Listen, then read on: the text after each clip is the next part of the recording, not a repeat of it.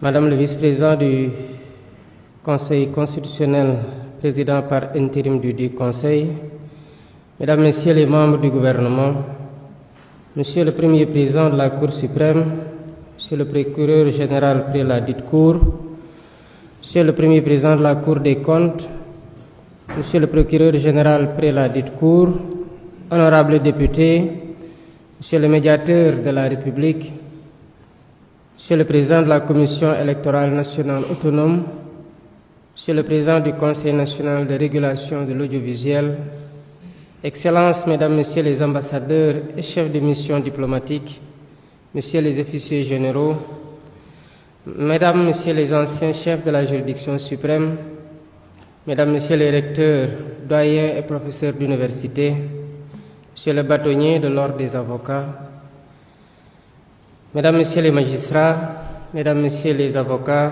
Mesdames, Messieurs les présidents des ordres professionnels, Mesdames, Messieurs les administrateurs des greffes et greffiers, Mesdames, Messieurs les autorités administratives et territoriales, autorités religieuses et coutumières, Mesdames, Messieurs, en vos rangs, grades et qualités, honorables invités.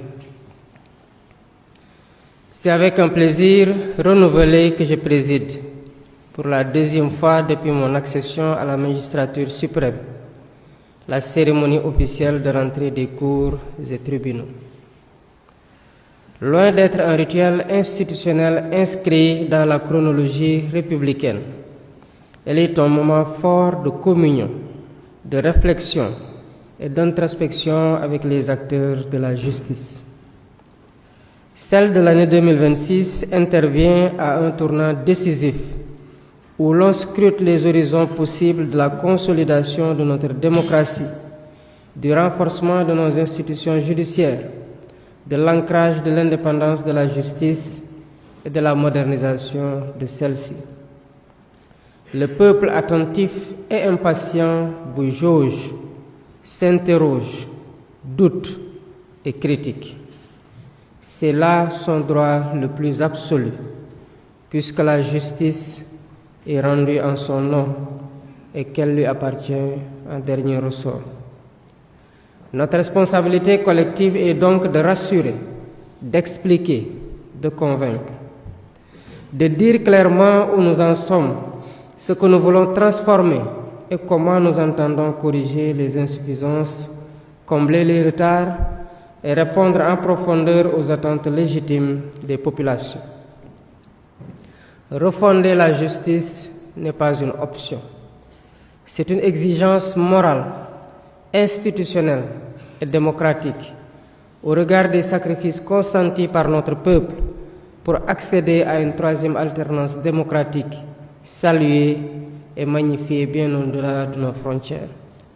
Cette entreprise d'évaluation et de réforme prospective a été entamée dès les premiers jours de mon mandat par les assises de la justice qui ont abouti à des recommandations phares dont le processus de mise en œuvre est déjà amorcé. Ces réformes sont nombreuses. Toutefois, elles ont toutes pour dénominateur commun le respect du contrat de gouvernance confié par le peuple pour consolider durablement l'état de droit. Mesdames, Messieurs, l'ambition de transformation numérique est au cœur du projet de société qui découle de ce contrat de gouvernance avec le peuple. Elle constitue aujourd'hui un pilier essentiel de la modernisation de l'action publique. Dans le secteur judiciaire, elle répond à des enjeux majeurs d'efficacité, de célérité, de transparence, de sécurité juridique et de respect des droits fondamentaux. Le juge, garant des libertés et pilier de l'état de droit, se trouve désormais au cœur d'un environnement numérique en constante évolution, marqué par la dématérialisation des procédures, la gestion électronique de l'information judiciaire et l'émergence de nouveaux outils technologiques d'aide au pilotage et à la décision. C'est dans ce contexte que le thème de cette rentrée solennelle, le juge face au défi du numérique, a été retenu. Il met en lumière l'un des défis majeurs du XXIe siècle, caractérisé par l'essor fulgurant des technologies de l'information et de la communication, désormais amplifiée par l'irruption de l'intelligence artificielle. Cette révolution technologique transforme profondément nos institutions, nos méthodes de travail, nos cultures professionnelles et nos rapports sociaux. Le juge, en tant qu'acteur central de la justice, ne saurait s'en abstraire. Son office, son rôle, ses pratiques en subissent déjà et continueront d'en subir les effets. En effet, l'Internet, les courriels, les messageries instantanées, les moteurs de recherche, l'archivage électronique, les scanners sont devenus des moyens courants de communication et de travail indispensables pour le juge. Dès lors, une question fondamentale se pose. Le tout numérique peut-il s'accorder avec les exigences cardinales de l'acte de juger?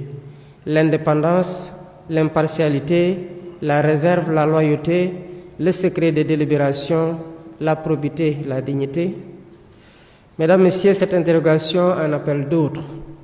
Le numérique garantit-il suffisamment l'indépendance du juge face aux risques de manipulation, de cyberattaques, d'espionnage, de piratage, d'infection par des virus ou de fraude numérique? En outre, le récit d'un défaut de maîtrise quant à la traçabilité des infractions commises à travers le net pose la problématique de l'efficacité de la lutte contre la cybercriminalité, laquelle exige des connaissances avérées du droit numérique et des outils numériques. La réponse à ces défis réside dans la capacité du système judiciaire à adapter les curricula de formation, à revisiter les référentiels éthiques et déontologiques, à renforcer la culture de la sécurité numérique et à s'approprier pleinement les outils technologiques. Il s'agit en définitive de bâtir une justice moderne, robuste et proactive, capable de contenir, d'anticiper et de juguler les risques inhérents aux technologies de l'information et de la communication. Mesdames, Messieurs, le juge Guissé a soutenu avec pertinence que la justice, par le biais de l'office du juge, et tout le processus décisionnel qui conduit à l'obtention de titres exécutoires peut s'approprier les outils du numérique comme support fécondant. Il ne s'agit pas pour autant, selon lui, d'en faire des succédanés du juge au point d'ériger en maxime la justice prédictive. En tout état de cause, et les différents intervenants lors de cette audience l'ont souligné, avec raison, le numérique pourra juguler durablement les sérieux défis auxquels les juges sont confrontés, à savoir la maîtrise du temps du procès pour rendre leurs décisions dans des délais raisonnables. Il est également question, après que les décisions judiciaires soient rendues, de pouvoir les conserver pour ne pas devoir rejuger à cause des défectuosités dans la conservation. À titre illustratif, le contentieux de l'état civil est chronophage et budgétivore, du fait d'un traitement non informatisé et d'un défaut d'archivage électronique entraînant des audiences foraines à répétition, des registres d'état civil détériorés ou perdus, sans occulter les fraudes et les manipulations, ce qui conduit à des procédures d'annulation ou de rectification. Sous ce rapport, le renforcement de la protection des données de l'état civil par le développement de supports numériques pourrait être une bonne panacée et fiabiliser davantage notre état civil. Mesdames, Messieurs, l'informatisation à travers les différentes chaînes judiciaires pourrait faciliter l'office du juge, sécuriser et fluidifier durablement le processus décisionnel. Elle est à la base d'une bonne dématérialisation, aboutissant à un recueil et une conservation numérique des données statistiques, une accessibilité plus grande dans la consultation de la jurisprudence, une élaboration plus commode des pièces d'exécution des peines et une disponibilité plus rapide des décisions de justice. Les expériences positives d'usage du numérique au niveau des différentes juridictions, Cour suprême, tribunaux de grande instance de Kaolack, Thiès, Pikine Guédiawaye et Dakar, tribunal de commerce hors classe de Dakar, dont certaines ont été évoquées par le premier président de la Cour suprême, le procureur général près la Cour, dite Cour et le juge Guissé, méritent d'être évalués, consolidés et partagés le cas échéant. Dans une perspective plus large, Le ministère de la Justice envisage de déployer une architecture numérique cohérente dont la pierre angulaire est la plateforme e-justice, assurant la dématérialisation intégrale des procédures civiles et pénales tout en mettant à la disposition des magistrats des outils performants de suivi et de traçabilité. Ce dispositif est complété par la plateforme e-service qui facilite l'accès des usagers aux actes judiciaires en ligne, réduisant ainsi les délais de traitement et la congestion des juridictions. Dans une logique d'intégration nationale, l'interopérabilité avec le guichet unique de l'État permet d'harmoniser le parcours de l'usager au sein d'un service public numérique global. Mesdames, Messieurs, la modernisation vise également des secteurs spécifiques, notamment la digitalisation du casier judiciaire, qui dématérialise l'ensemble du processus de gestion et de délivrance des bulletins, en vue de réduire significativement les délais, de renforcer la fiabilité des actes et de sécuriser les données et les flux d'informations. La digitalisation de la gestion des maisons d'arrêt et de correction permet aux juges de l'application des peines et aux juges d'instruction, notamment, un suivi plus rigoureux, plus humain et plus transparent de la détention.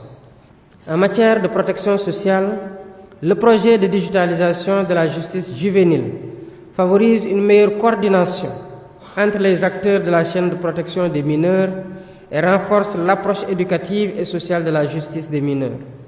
Pour prévenir les dysfonctionnements, la plateforme Juste Alerte permet de détecter les risques de perte de dossiers judiciaires et les situations de détention anormalement longues, contribuant ainsi au respect des droits fondamentaux.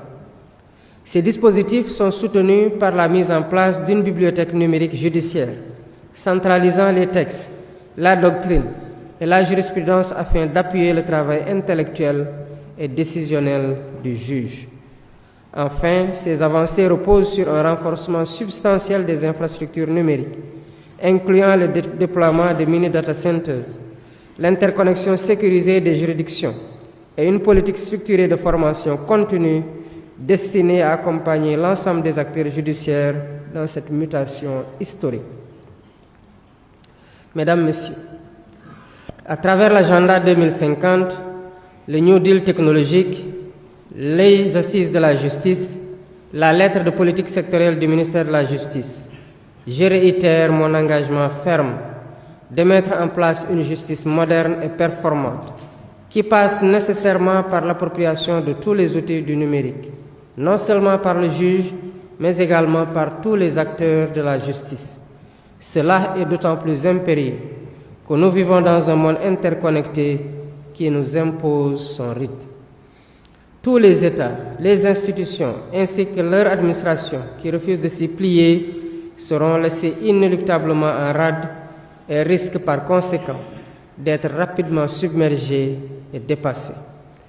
Par ailleurs, il faut relever que dans l'entreprise de modernisation de la justice, le juge n'agit pas seul. Il intervient dans une chaîne de plusieurs acteurs qui lui permet de rendre son office conformément à la loi et aux attentes des usagers.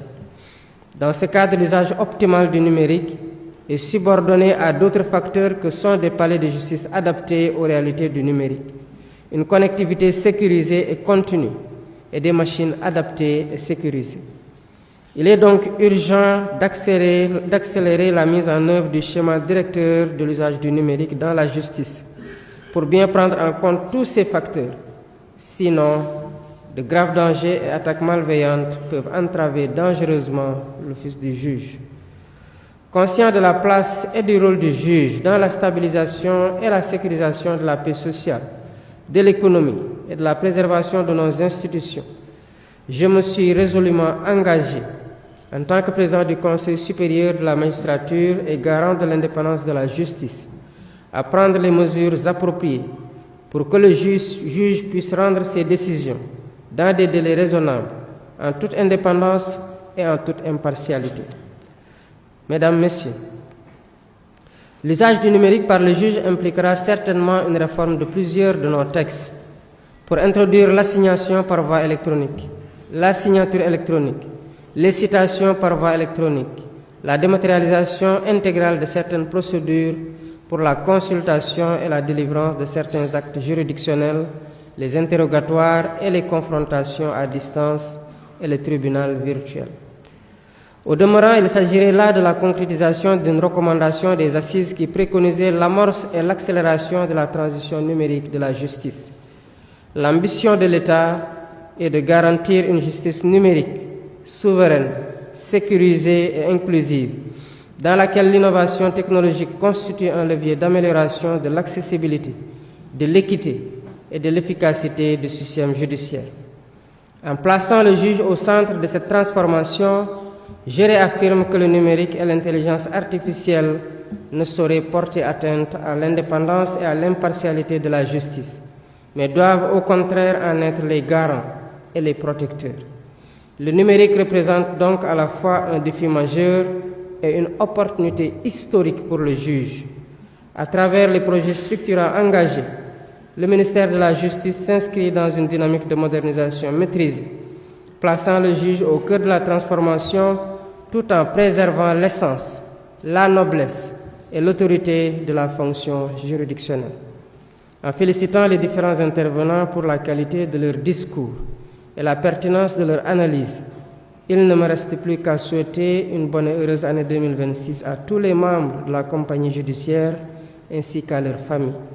Je déclare ouverte l'année judiciaire 2026 et vous remercie de votre attention. L'audience est levée.